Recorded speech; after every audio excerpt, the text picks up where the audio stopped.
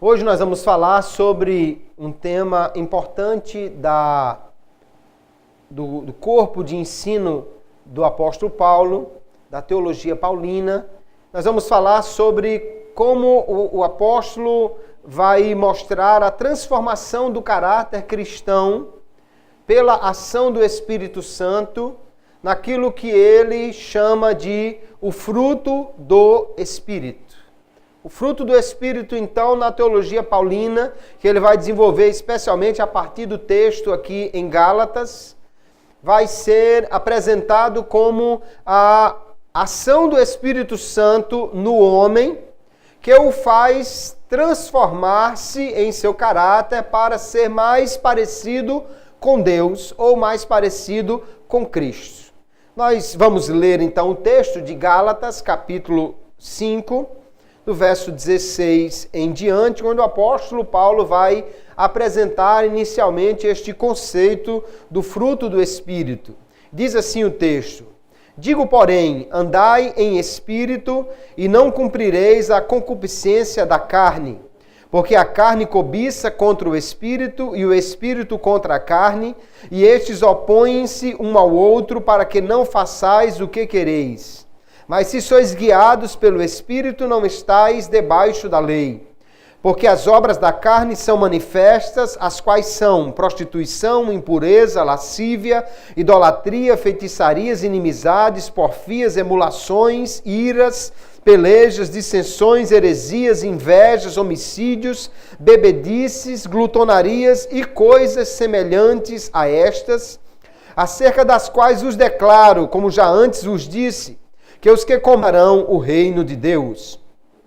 Mas o fruto do Espírito é amor, gozo, paz, mansidão, temperança. Contra essas coisas não há lei. E os que são de Cristo crucificaram a carne com as suas paixões e concupiscências. Se vivemos no Espírito, andemos também no Espírito. Amém. E graças a Deus por sua palavra. Aqui, queridos irmãos, temos no texto da Epístola do Espírito. Bom, inicialmente vamos ver a epístola onde está inserida esta escritura para entendermos o seu contexto. A Epístola aos Gálatas foi escrita pelo apóstolo Paulo, não há nenhuma dúvida sobre isso. Ele apresenta a si mesmo, Paulo, como apóstolo chamado por Deus no início da sua carta. A quem ele escreveu essa carta? Aos cristãos da Galácia, no âmbito da Ásia Menor, no lado sul. Ou ele escreveu para os cristãos no sul da Galácia, a Galácia meridional.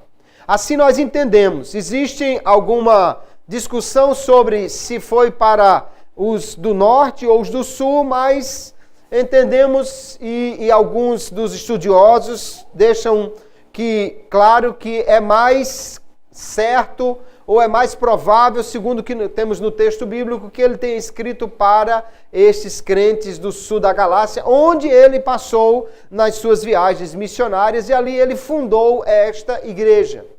O apóstolo Paulo, provavelmente esta tenha sido a sua primeira epístola que ele escreveu, e ali ele vai combater um ensino que alguém estava trazendo para os crentes, os cristãos ali na Galácia, dizendo que eles precisavam outra vez cumprir a lei de Moisés para poder ser salvos. Que eles precisavam, então, praticar obras da lei para que eles pudessem alcançar a salvação. Eles precisavam, por exemplo, circuncidar-se, eles precisavam guardar o sábado, eles precisavam guardar aquilo que a lei de Moisés dizia, e isto para poder ser justificados diante de Deus. O apóstolo Paulo, obviamente, vai defender aqui a justificação como sendo algo que vem somente pela fé em Cristo. e que pela ação do Espírito Santo é que o homem vai alcançar esta fé e permanecer nela. Ele vai colocar então claramente que as obras da lei é o oposto da graça de Deus, da ação da graça de Deus. Quem passa a confiar na lei novamente está, na realidade, deixando a graça, está abandonando a graça, e isto é algo muito sério. Até mesmo Pedro, quando no capítulo 2 aqui de Gálatas, ele quer fazer algumas coisas como que voltasse a guardar a lei ou temesse estar junto dos gentios, Paulo vai corrigi-lo e publicamente por defender exatamente a justificação que vem unicamente pela fé e não pelas obras da lei. Aqui nesse mesmo texto de Gálatas, então, chegando ao capítulo 5, onde ele começou a falar sobre a liberdade cristã, liberdade no sentido de que não temos mais aquelas muitas regras para cumprir, para poder ser aceito por Deus. Ele vai desenvolver então o conceito do fruto do Espírito, que é nada mais, nada menos do que o desenvolvimento do caráter de Cristo no crente. Que o Espírito Santo é quem vai fazer isso.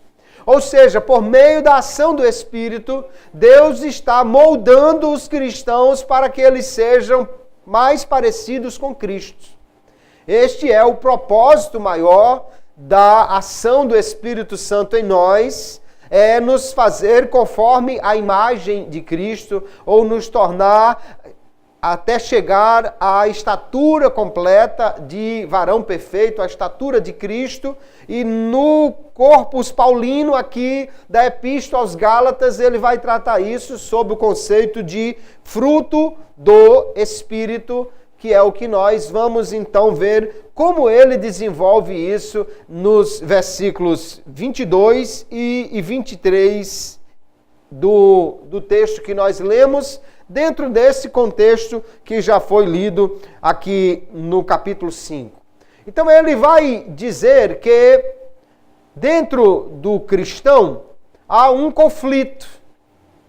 E esse conflito é entre a carne, que é a nossa natureza caída. Carne aqui não é o corpo em si, mas sim a inclinação carnal, a natureza pecaminosa que nós herdamos. E que essa natureza caída, ela luta contra o Espírito. O Espírito aqui é a vida nova em Cristo que nós temos. E como templo do Espírito Santo que somos agora, nós vamos então entrar neste conflito. Só o cristão realmente tem este conflito. O homem natural, ele pode até ter algum conflito com a sua consciência. Mas como ele não tem o Espírito Santo, então a sua carne não encontra esse mesmo tipo de oposição que o cristão tem. No capítulo 4, verso 6, o apóstolo já deixou claro, dizendo que porque nós somos filhos, ou seja, somente aqueles que pela fé se tornaram filhos de Deus, agora Deus enviou aos nossos corações o Espírito de seu Filho. Veja que o Espírito Santo, ele às vezes é chamado de Espírito de Deus e às vezes ele é chamado de Espírito de Cristo, que na verdade é a mesma coisa. A Trindade, né, opera em conjunto naquilo que nós chamamos na teologia de a economia ou a cooperação divina. Então o Espírito, que é o Espírito de Cristo, ou seja, que habita apenas naqueles que estão em Cristo pela fé, ele agora é que nos faz ter este novo comportamento, essa nova visão de mundo que vai opor-se à natureza velha, decaída que está em nós. E Paulo diz no verso 17 aqui, que a carne cobiça contra o Espírito e o Espírito contra a carne. E como é que nós podemos vencer a carne? No verso 16 ele disse, andai em Espírito. Andar aqui fala de um comportamento. Em Espírito quer dizer guiado pelo Espírito, movido pelo Espírito, a uma conexão com o Espírito, e esse Espírito é quem vai moldar o caráter do homem para que ele possa andar ou se comportar de maneira a agradar a Deus ou a ser coerente com essa nova realidade que ele tem em Cristo. Paulo descreveu as obras da carne. Note que no contexto que ele está escrevendo aqui, obra é alguma coisa que alguém faz, e o que os Gálatas estavam querendo fazer era praticar obras, embora que fossem obras boas, obras que cumprissem a lei, mas praticando essas obras é que eles queriam ser aceitos por Deus. O que Paulo vai mostrar é que as obras dos homens, na realidade, elas acabam se tornando obras da carne. Porque sendo maculado pelo pecado, o homem vai acabar fazendo somente aquilo que desagrada a Deus. Então a obra é algo que o homem produz para si mesmo. Um fruto é algo que é produzido por um poder que não é dele mesmo. Obra você pode fazer, mas o fruto só o Espírito é quem pode produzir no cristão. O cristão, então, ele vai cooperar com esse Espírito à medida que não resiste a ele, porém é o Espírito quem pode produzir esse fruto, que é este novo caráter que o homem vai demonstrar num novo comportamento gerado pelo Espírito Santo. Paulo usa aqui a expressão fruto do Espírito. Mas apesar de ser uma palavra no singular, especialmente no português, né? No grego, a palavra karpos, que é a palavra para fruto, ela é um singular, porém com uma ideia de coletivo. Mais ou menos como a gente tem em português a palavra história. Quando você diz assim, a história mundial, ora, a história compõe-se de muitas histórias, de muitos relatos diferentes. Então, apesar de ser uma palavra singular, mas traz um conceito de muitas coisas ali. Da mesma forma, fruto aqui, ele está falando de um fruto, ou seja, algo que é produzido pelo Espírito, mas que tem diversas facetas diferentes, diversas formas diferentes de evidenciar-se este fruto. Então, aqui tem 9 itens que Paulo vai listar. Muitas vezes nós vemos alguém falar sobre os 9 frutos do Espírito. Primeiro, Paulo nunca usa aqui no plural. E depois, quando nós olhamos para esta lista, nós precisamos entender que provavelmente, ou muito provavelmente, essa lista não está completa. Ou seja, não são apenas essas 9 atuações ou mudanças no caráter que o Espírito Santo produz em nós. Porque em outras partes nós vamos encontrar outras coisas como a humildade, que não está aqui nesta lista. Nós vamos encontrar então outras virtudes cristãs que não estão relacionadas aqui. Da mesma forma como na lista de obras da carne não estão listadas todas as coisas ou todos os pecados que alguém pode cometer.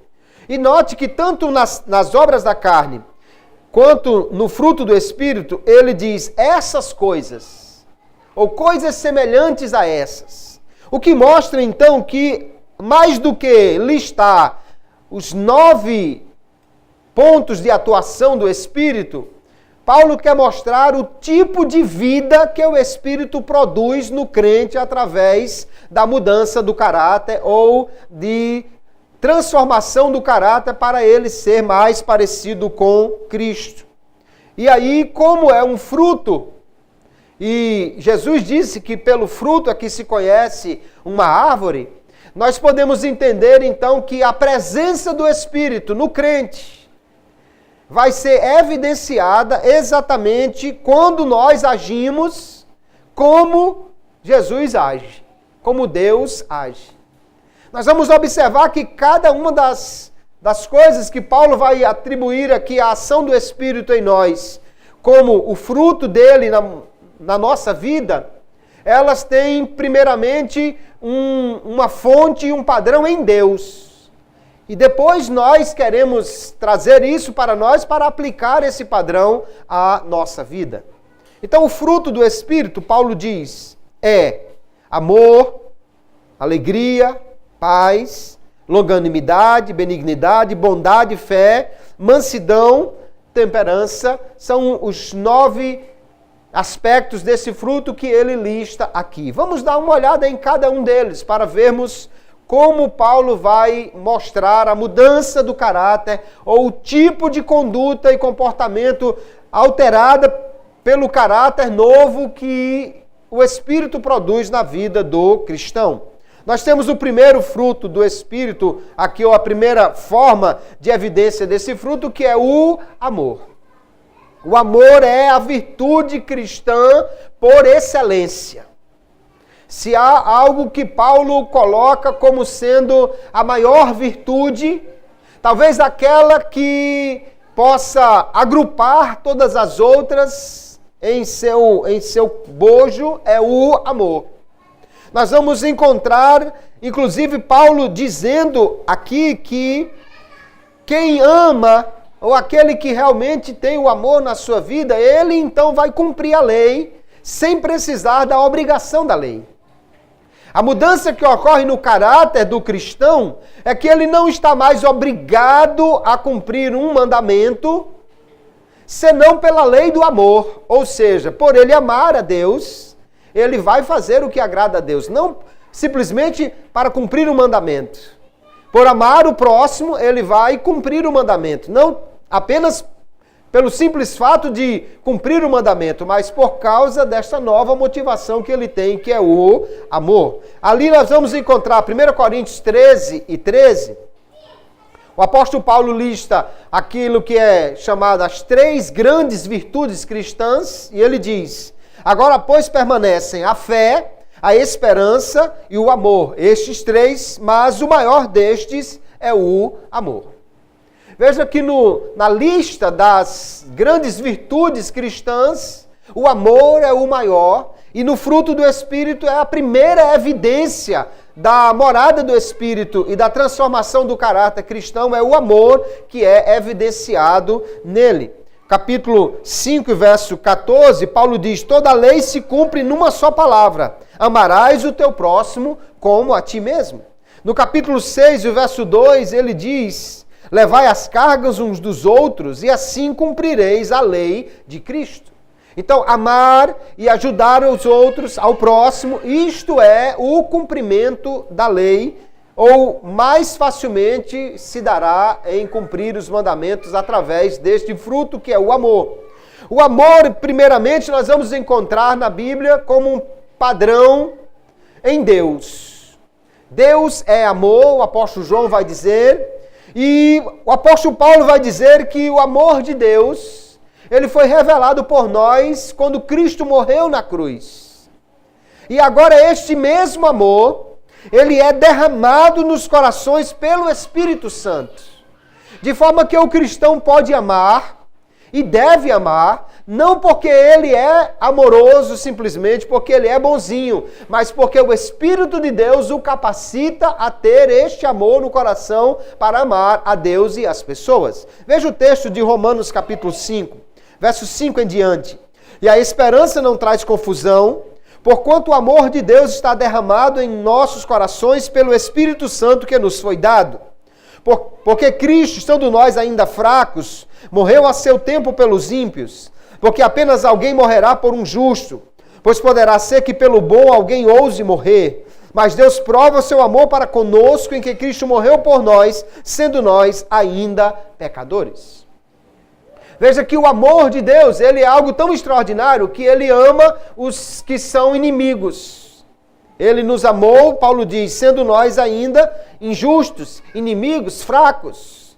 Da mesma maneira, Deus vai mandar ou vai requerer de seus filhos que eles amem os outros, independentemente de serem amados por eles. Jesus mandou amar e orar até pelos inimigos. Então, é pelo Espírito, porque Ele derrama esse amor no coração, que esse fruto, então, é produzido na vida do crente.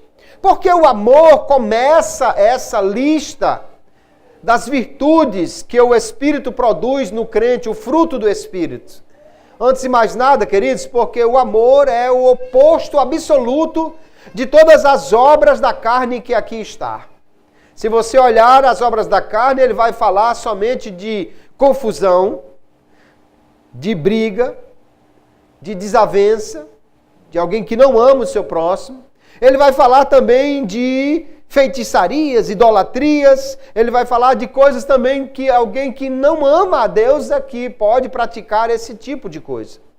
Então o amor é o oposto das obras da carne, esse egocentrismo, esse desejo de agradar apenas a si mesmo e dar prazer somente a si mesmo, que caracteriza as obras da carne, ele está completamente oposto ao amor. Por isso ele começa e dá o tom maior a toda essa lista de virtudes que é o fruto do Espírito.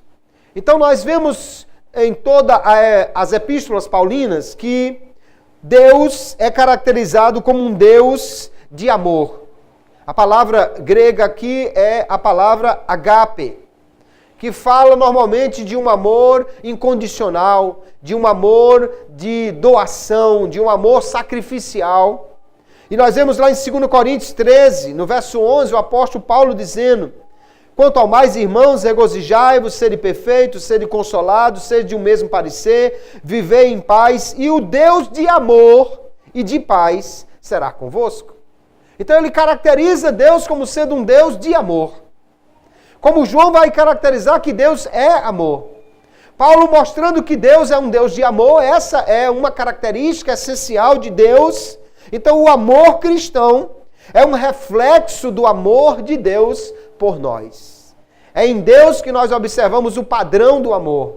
E é dele que nós recebemos o poder, pelo seu Espírito Santo, para poder amar como ele ama. Esse é o primeiro aspecto do fruto do Espírito que o apóstolo Paulo vai desenvolver aqui na Epístola aos Gálatas. O segundo aspecto desse fruto do Espírito é o gozo ou a alegria. E a alegria, queridos, é uma atmosfera distintiva da vida cristã. Ou seja, a vida cristã é uma vida alegre. Ela precisa caracterizar-se por alegria. Agora, uma alegria que nada tem a ver com a alegria da carne. A alegria das obras da carne se traduz em glutonaria, bebedices, e é o que o homem carnal faz para trazer alegria para si. Mas o fruto do Espírito traz uma alegria completamente diferente. Uma alegria que é gerada pela satisfação de saber que Jesus está conosco, habita em nós e fez grandes coisas por nós. Nós vamos encontrar lá em Colossenses capítulo 1, o apóstolo Paulo falando de algo que ele pede, que ele ora por aqueles irmãos ali de Colossos. E ele vai fechar essa lista aqui com esta característica da alegria. Veja o texto, Colossenses 1, verso 9. Por esta razão, nós também, desde o dia em que ouvimos, não cessamos de orar por vós e de pedir que sejais cheios do pleno conhecimento da sua vontade, em toda a sabedoria e entendimento espiritual, para que possais andar de maneira digna do Senhor, agradando-lhe em tudo, frutificando em toda boa obra e crescendo no conhecimento de Deus, corroborados com toda a fortaleza, segundo o poder da sua glória, para toda a perseverança e longanimidade com gozo, com alegria. O apóstolo lista uma série de coisas que ele ora e que ele pede que Deus dê aos crentes, mas ele diz tudo isso com alegria. Alguém pode, queridos, até viver uma vida de um martírio por uma causa, ou alguém pode viver o tempo todo com um tipo de conduta querendo agradar alguém, mas o cristão, a diferença é que ele vive negando os prazeres do mundo, abrindo mão dos prazeres da carne, mas ele faz isso com alegria. Não é negando a alegria, pelo contrário, é com alegria por viver essa nova vida em Cristo Jesus. E essa é uma característica que Paulo vai apontar também como sendo característica do reino de Deus. aqueles que estão debaixo da soberania de Deus, do seu reinado, do seu domínio, eles vivem com alegria. E aqui diz Romanos 14, 17, porque o reino de Deus não consiste no comer e no beber. Veja que as obras da carne vão listar, como já fiz referência, glutonarias e bebedices como sendo fonte de alegria do homem carnal. Paulo diz, não, o reino de Deus não é comida nem bebida, mas justiça, na paz e na alegria no Espírito Santo. O Espírito Santo produz alegria naqueles que estão debaixo do senhorio de Cristo, aqueles que estão dentro do reino de Deus. Nós nos alegramos então no Senhor, queridos, porque nós confiamos nele, temos esta confiança, e quando lembramos do que ele fez por nós, isso nos traz alegria. Quando lembramos da sua morte, quando lembramos do que ele fez para nos resgatar das trevas, nos trazer para a luz, nós temos alegria. Filipenses capítulo 4, verso 4 em diante, o apóstolo Paulo vai dizer ali, alegrem-se sempre no Senhor. Repito, alegrem-se, que todos vejam que vocês são amáveis em tudo que fazem. Lembrem-se de que o Senhor virá em breve. Não vivam preocupados com coisa alguma. Em vez disso, orem a Deus, pedindo aquilo de que precisam e agradecendo-lhe por tudo que Ele já fez. Quando lembramos do que Ele fez, nós temos então esta alegria no coração. E esta alegria é gerada pelo Espírito Santo. Você vai encontrar muitas vezes um cristão que não tem o dinheiro no bolso, que não tem uma casa grande para morar, que não tem um carro novo, que não tem muita coisa, mas é cheio de alegria, é cheio de alegria no seu viver. Por quê? Porque o Espírito Santo produz essa alegria quando nos lembra o que Cristo já fez por nós e como transformou a nossa vida. Então a presença ou a ausência da alegria no crente não se relaciona com as circunstâncias. Não é porque ele ganhou um prêmio, nem porque ele está com toda a saúde que ele está alegre. A alegria no crente está relacionada à sua presença ou à sua ausência com a presença ou a ausência do Espírito Santo nele. Se ele tem o Espírito Santo, então ele tem alegria no seu viver. E se ele não tem alegria na sua vida cristã, então ele precisa buscar mais ao Espírito Santo, porque a presença do Espírito, ou o fruto dele na vida do crente, gera esta alegria, esta satisfação em viver a sua vida cristã, em viver para agradar ao Senhor. Nós vamos encontrar, então, o segundo aspecto aí, que é a alegria. Mas temos um terceiro aspecto muito importante do fruto do Espírito, que é a paz. A nossa paz, nós encontramos em primeiro lugar na Bíblia, falando de Cristo, ou Paulo falando de Cristo como a nossa paz com Deus. Porque nós temos paz com Deus, é que nós podemos viver também em paz com os irmãos. E aí Paulo vai dizer em Efésios capítulo 2 que Cristo é a nossa paz, que ele desfez a barreira que havia entre nós e Deus, e a barreira que havia entre judeus e gentios, e vai nos ordenar também a preservar a unidade do Espírito pelo vínculo da paz. A paz, então, é essencial no viver cristão. E aí nós vamos ver Colossenses capítulo 3, verso 15, o apóstolo dizendo, e a paz de Deus, para a qual também fostes chamados em um corpo, domine em vossos corações e sede agradecidos. A paz é algo que faz parte da vocação cristã e também é algo que deve dominar o nosso coração. Nós devemos buscar viver em paz pelo Espírito Santo. De novo, nós podemos ver o oposto, o contraste com as obras da carne. As obras da carne trazem dissensão, trazem inimizades, brigas, pelejas. Mas o fruto do Espírito traz paz ao coração. Paz com Deus e paz também com os irmãos. A paz gerada pelo Espírito, então ela relaciona-se com o fim das hostilidades e contendas na comunidade cristã. No final do capítulo, Paulo diz, olha, não vamos mais viver irritando uns aos outros, ou invejando uns aos outros. Isso não pode ser um comportamento cristão. Se em qualquer comunidade cristã não há paz, não há comunhão, não há harmonia entre os irmãos, então não se pode dizer que esta comunidade é uma comunidade espiritual. Uma comunidade que está sendo dominada pelo Espírito. Porque onde o Espírito Santo está dominando os corações, ele vai gerar a paz. Vai gerar o fim das contendas, das hostilidades. Porque o Espírito é quem produz esta paz e esta comunhão. O apóstolo Paulo, ele vai muitas vezes enfatizar este conceito da comunhão do Espírito, que é uma união profunda entre os membros do corpo de Cristo, gerada pelo Espírito Santo.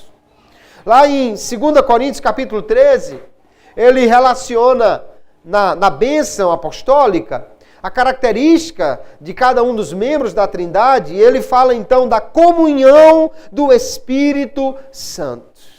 O Espírito Santo presente em cada crente e na comunidade cristã, ele vai gerar comunhão, vai gerar paz, vai gerar harmonia. Não é possível, queridos irmãos, se pensar em uma comunidade cristã realmente espiritual, ou seja, guiada pelo Espírito, que não viva em paz, onde não haja uma paz entre os irmãos. Onde houver contenda, onde houver um espírito de competição, onde houver um espírito de um querer dominar ou passar na frente do outro, aí não há uma evidente ação do Espírito Santo. E aí nós vemos que a paz é algo que o Espírito gera no coração do crente. E que nós devemos nos esforçar para viver assim em paz. O apóstolo Paulo ele vai deixar claro na Epístola aos Romanos, capítulo 12, nós não controlamos os outros, mas nós controlamos a nós mesmos pelo Espírito e devemos perseverar em buscar esta paz. Veja o texto de Romanos 12 e 18. Se for possível, quanto depender de vós, tende paz com todos os homens. Se o outro não quer ter paz, aí eu não posso controlar o outro.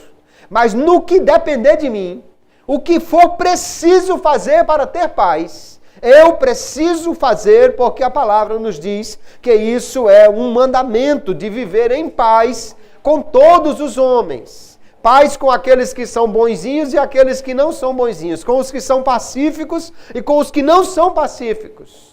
Paz é o terceiro aspecto do fruto do Espírito, a mudança do caráter cristão, do caráter do homem para moldá-lo a Cristo.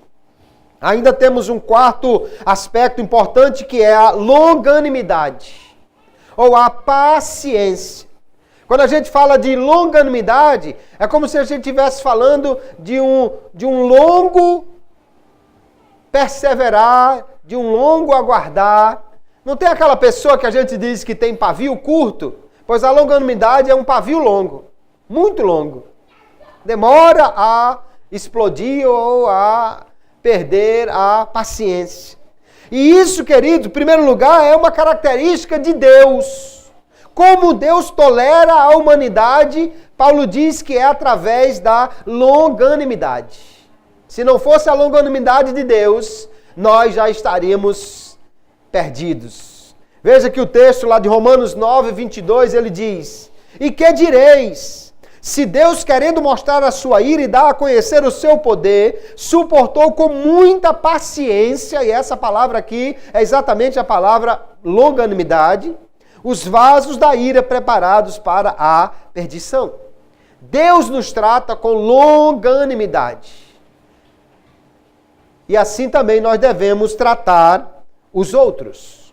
Paulo vai em Colossenses capítulo 3, dizer que nós devemos, como eleitos de Deus, santos e amados, revestir-nos de entranhas de misericórdia, de benignidade, humildade, mansidão, longanimidade, suportando-vos uns aos outros e perdoando-vos uns aos outros, se algum tiver queixa contra outro, assim como Cristo vos perdoou, assim fazei vós também.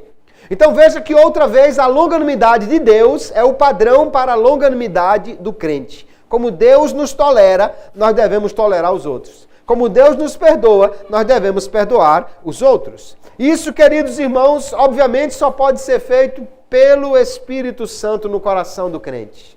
O que é a longanimidade? E aí Barclay vai dizer assim: expressa a atitude para com as pessoas de nunca perder a paciência, por pouco razoáveis que sejam, de nunca perder a esperança com relação a elas, por menos agradáveis e doces que sejam. E você olha para isso e diz, isso é muito difícil de fazer. De fato, se não for pelo Espírito de Deus, ninguém pode fazer. Mas longanimidade é não perder a paciência nem a esperança com as pessoas, por mais que elas sejam complicadas. É esta característica, é esta atitude, queridos, Deus espera dos cristãos.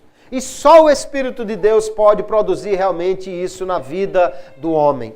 Veja que Paulo vai dizer, em 2 Coríntios capítulo 6, verso 4 em diante: antes, como ministro de Deus, tornando-nos recomendáveis em tudo, na muita paciência, nas aflições, nas necessidades, nas angústias, na pureza, na ciência, na longanimidade, na benignidade, no Espírito Santo, no amor não fingidos. Ele, Paulo, como ministro de Deus, quer se mostrar, eu disse que nós devemos nos mostrar recomendáveis em tudo isso. Que nós devemos ser pessoas que tenham esse tipo de atitude. Não é fácil, queridos irmãos, porque tem gente que parece que tem o dom de tirar a paciência dos outros.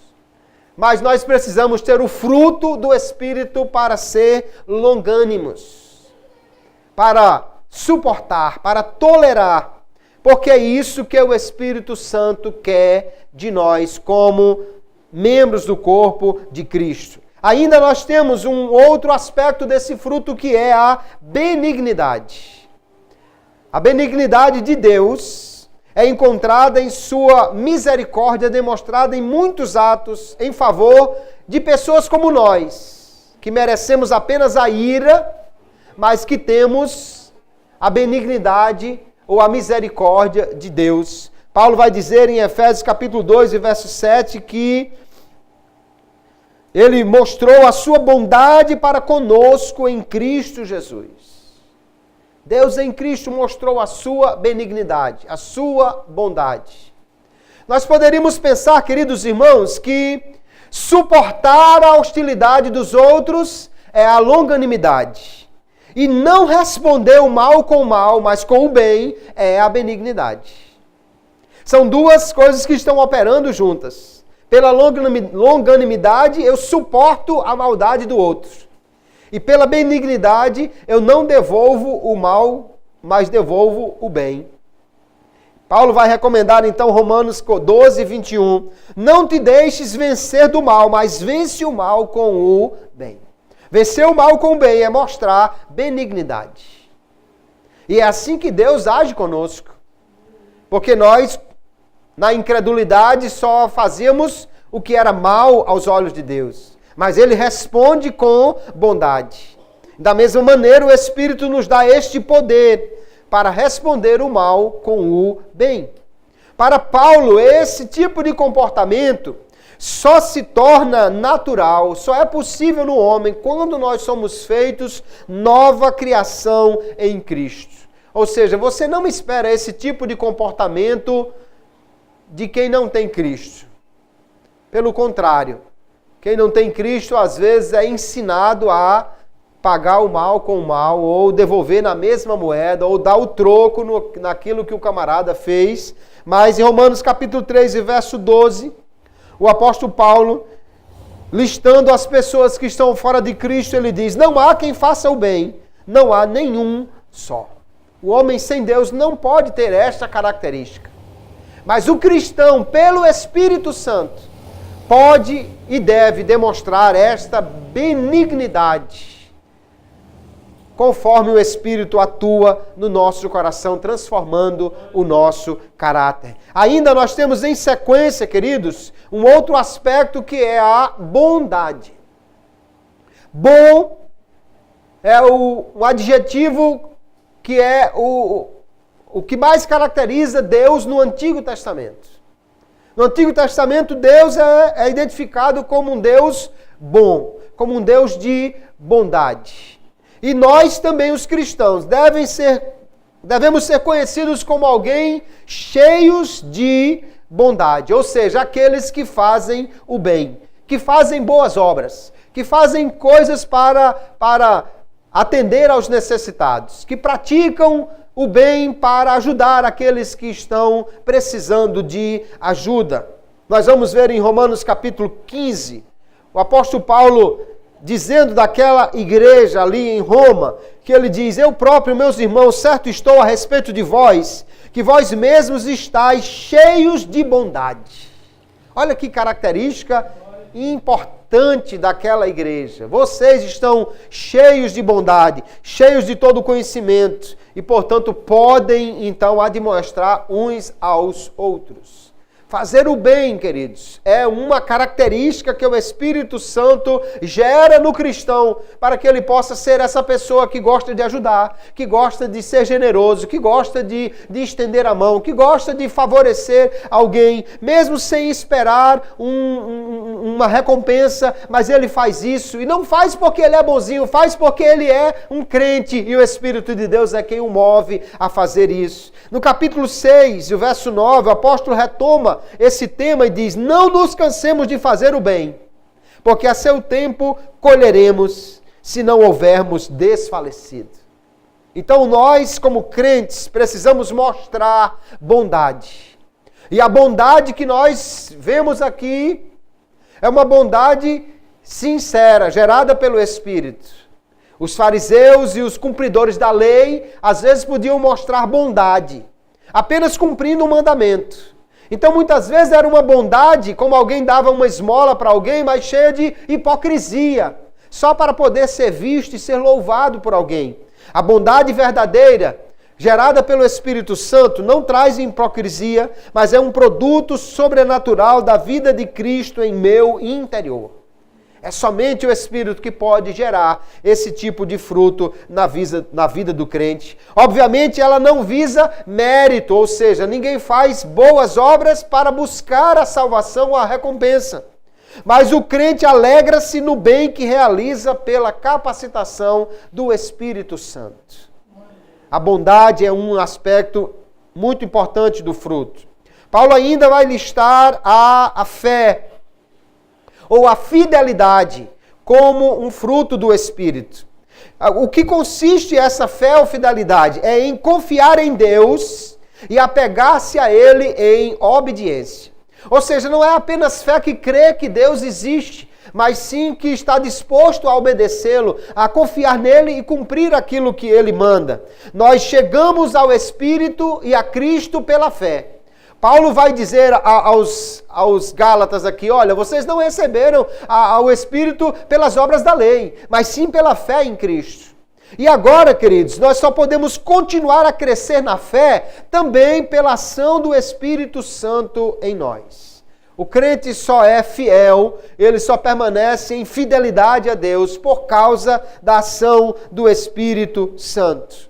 No Antigo Testamento grego, a Septuaginta, a palavra que Paulo usa aqui é a palavra que traduz o conceito de fidelidade de Deus. Nós encontramos muitas vezes aí alguém colocar em algum lugar no para-choque do carro assim: Deus é fiel, e é mesmo.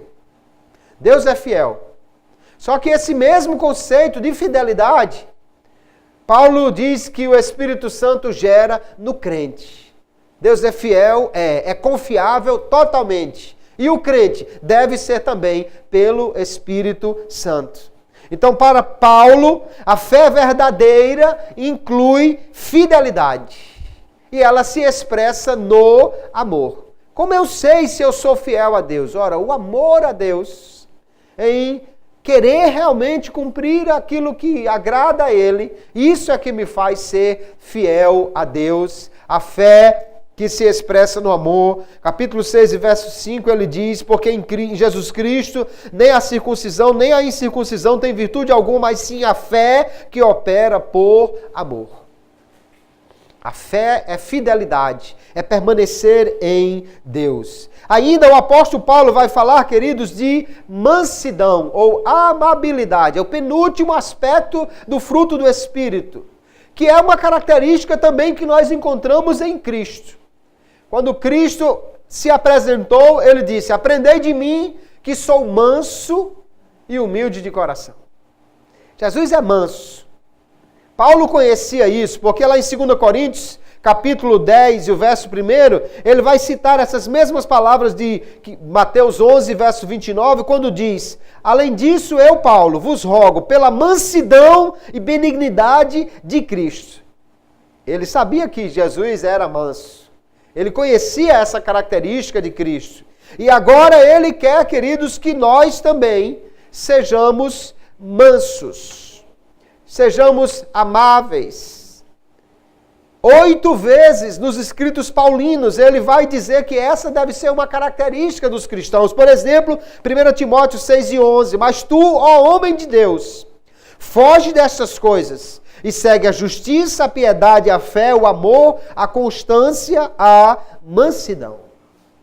O homem de Deus precisa ser manso. O que é mansidão? É uma palavra difícil de traduzir no português, mas ela inclui o sentido de humildade, quando eu olho para mim mesmo, e de respeito, quando eu olho para os outros.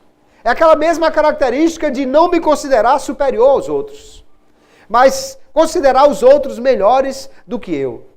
Mansidão, então, inclui eu não querer ser melhor nem maior do que ninguém, mas tratar os outros dando-lhes a dignidade que eles têm, porque o Espírito é quem nos dá este entendimento. E no contexto aqui de Gálatas, nós vamos ver que a mansidão revela compaixão, revela um espírito amável com o outro.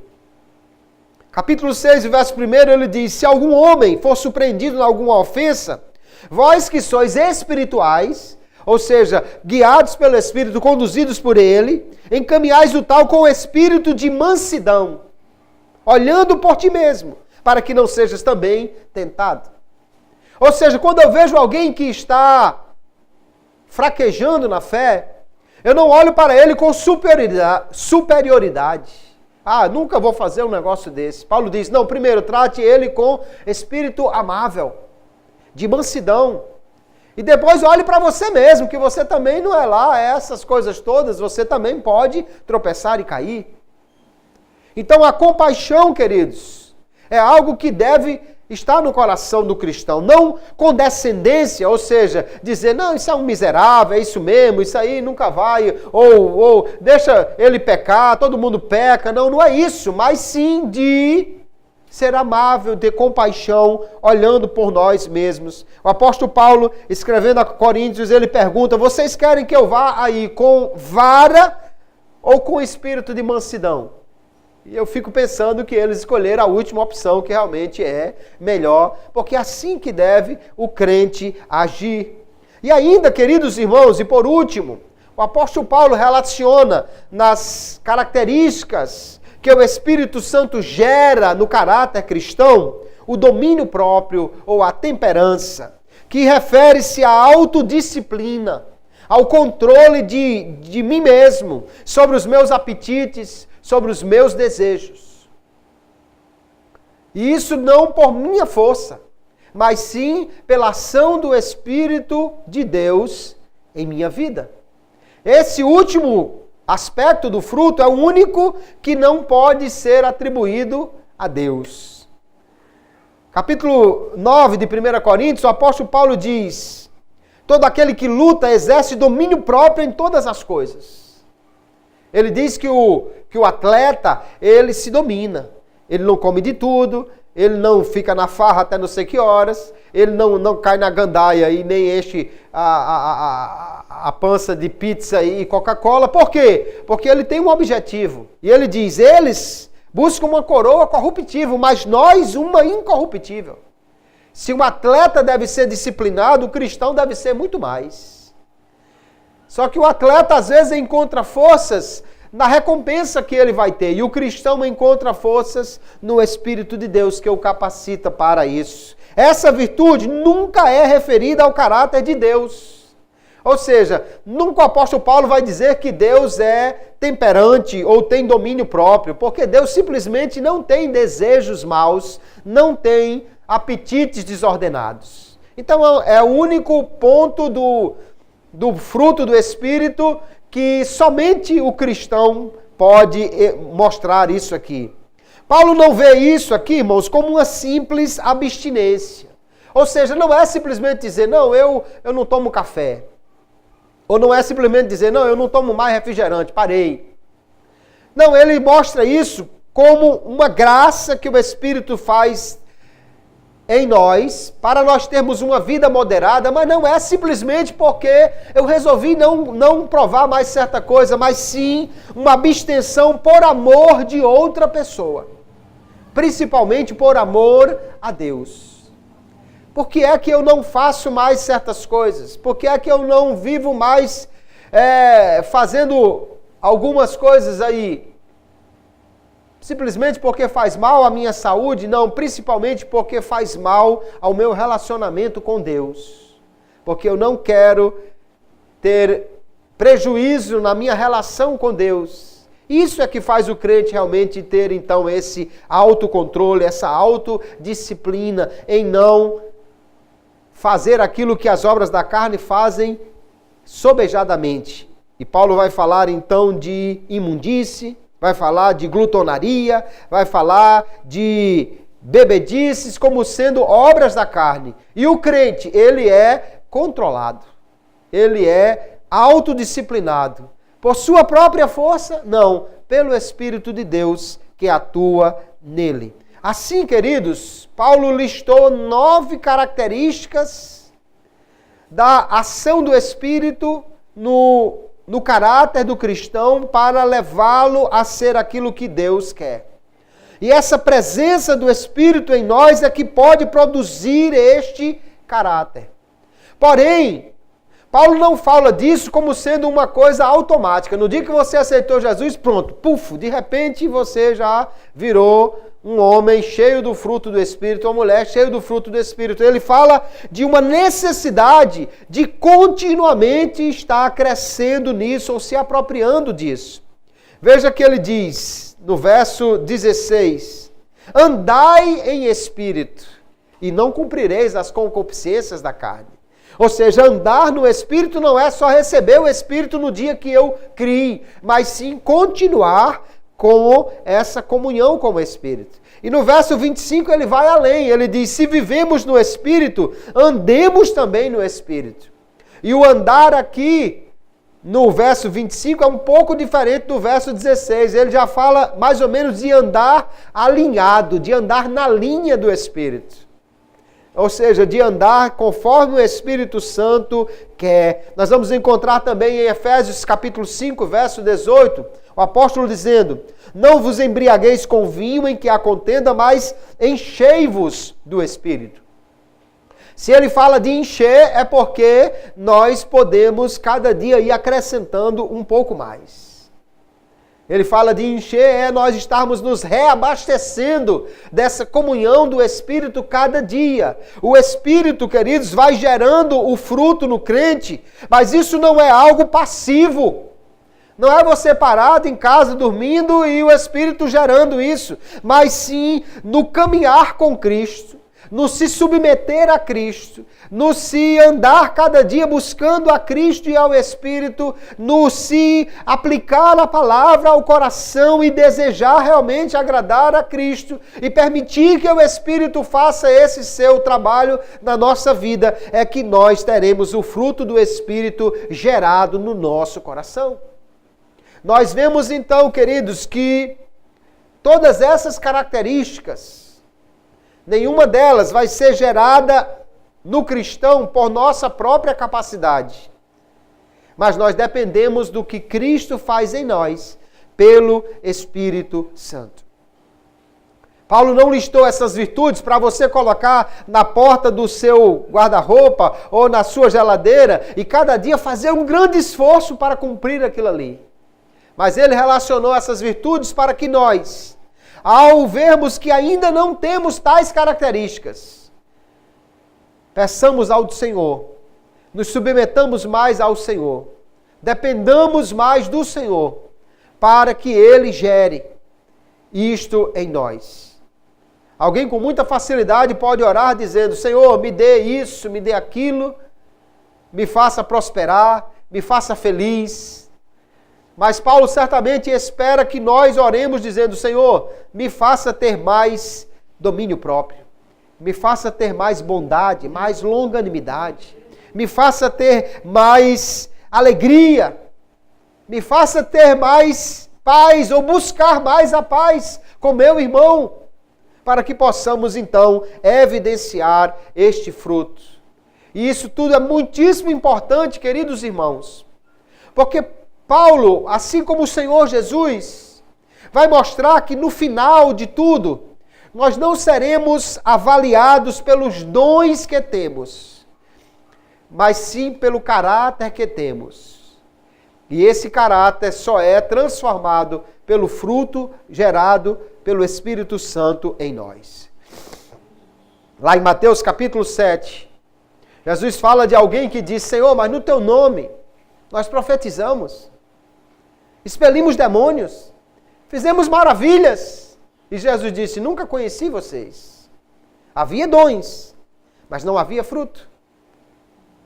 1 Coríntios capítulo 13, o apóstolo Paulo diz assim: ainda que eu falasse a língua dos homens e dos anjos, se eu não tivesse amor, não seria nada.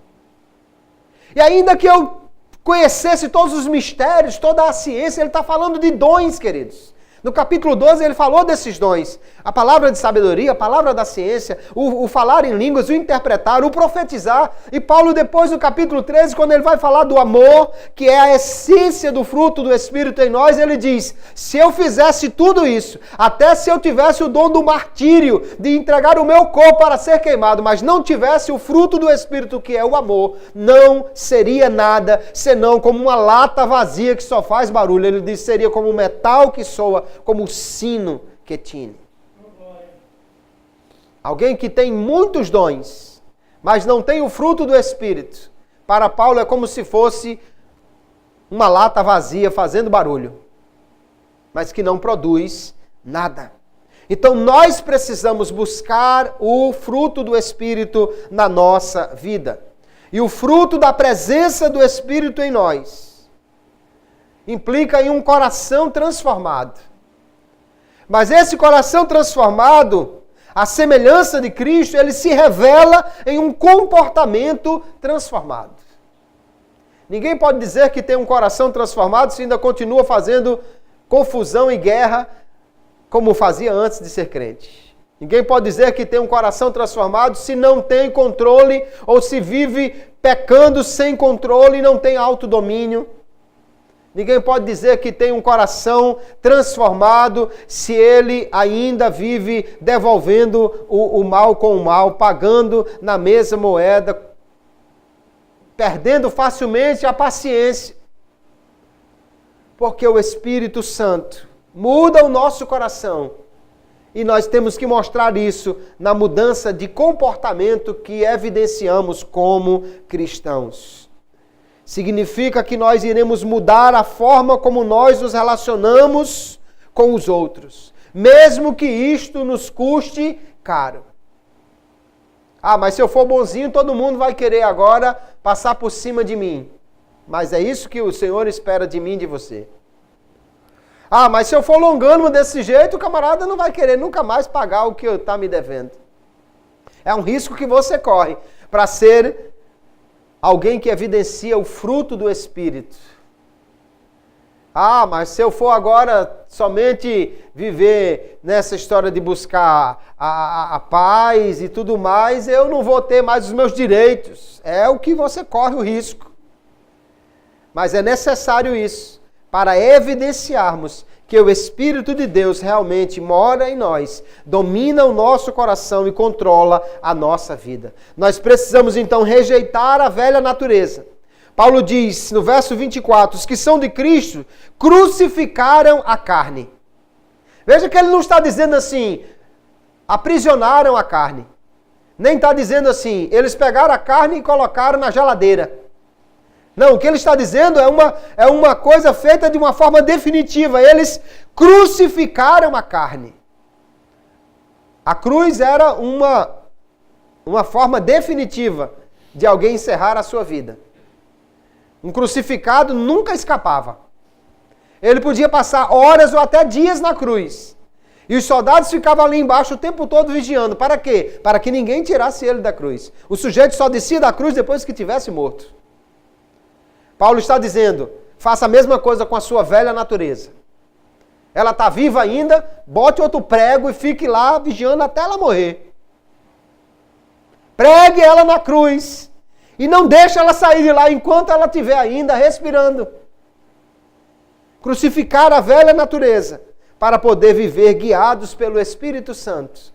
É a vida que o cristão deve evidenciar com o fruto do Espírito gerado pelo Espírito de Deus no caráter do crente. O caráter de Cristo gerado na vida do crente é o fruto do Espírito. É o que Paulo diz que Deus quer gerar em nós. É como ele diz que nós devemos viver. Alguém na Galácia estava querendo fazer obras para poder ser agradável a Deus. Paulo diz, nada disso, é tudo pela fé. Mas você precisa sim fazer obras, ou seja, mostrar uma mudança de vida, mas isso somente pela ação do Espírito Santo que gera o seu fruto na nossa vida. Que nós possamos, queridos, hoje fazer uma avaliação de cada um de nós. Olhar para esses 9 aspectos e outros mais que a Bíblia nos mostra, que o Espírito de Deus gera no nosso coração. E se encontrarmos a ausência dessas características em nossa vida, está na hora de orarmos e dizermos, Senhor, gera o fruto do Espírito em nós. Gera o fruto do Espírito na minha vida. Gera este fruto, Senhor, no meu caráter, para que eu possa viver como um cristão. É evidenciar isso, estas características na minha vida. E aí as pessoas irão olhar para mim e para você e dizer, esse é um homem de Deus, é uma mulher de Deus. Só pelo Espírito de Deus alguém pode viver desta maneira. E de fato, só pelo Espírito Santo nós podemos ter este fruto e mostrar essas características na nossa vida. Amém, queridos? Que Deus nos abençoe, que nós possamos aplicar esta palavra ao nosso coração cada dia. Entender esse conceito paulino do fruto do Espírito é importantíssimo. Mas não basta entendê-lo, precisamos buscá-lo na nossa vida para que possamos também ser crentes cheios do fruto do Espírito, frutificando para o Senhor e mostrando na nossa vida somente aquilo que agrada a Ele para a glória do seu santo nome. Que Deus abençoe a todos em Cristo Jesus. Amém.